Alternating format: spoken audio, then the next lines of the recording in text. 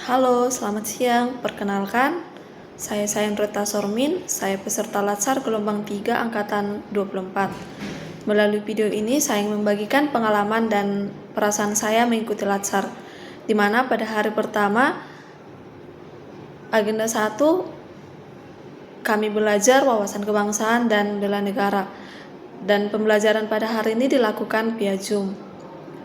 Saya telah memahami materi pada hari pertama, yaitu konsensus dasar negara Indonesia. Ada 4. Yang pertama adalah Pancasila sebagai dasar negara. Yang kedua adalah Undang-Undang Dasar Negara Republik Indonesia tahun 1945 sebagai konstitusi negara Indonesia. Dan yang keempat adalah NKRI sebagai bentuk negara Indonesia.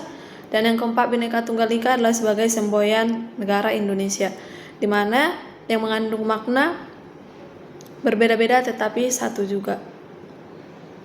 Kemudian nilai-nilai dasar bela negara yang pertama adalah cinta tanah air, yang dapat kita implementasikan dalam kehidupan sehari-hari, yaitu kita bangga menggunakan produk Indonesia.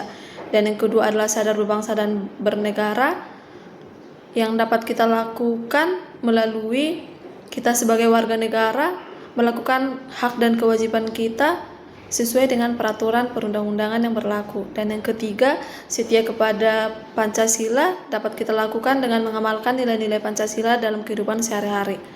Dan yang keempat, rela berkorban untuk bangsa dan negara. Kita bersedia mengorbankan waktu, tenaga, dan pikiran untuk kemajuan negara Indonesia. Dan yang kelima, kemampuan awal bela negara dapat kita lakukan dalam kehidupan sehari-hari, yaitu kita gemar berolahraga dan menjaga kesehatan kita secara fisik dan mental.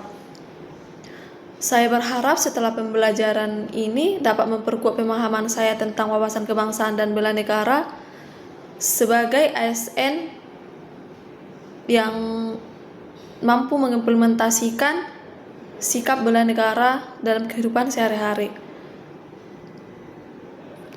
Untuk agenda pada hari ini sudah saya cukup pahami, namun ada beberapa yang perlu saya harus perdalam materi saya,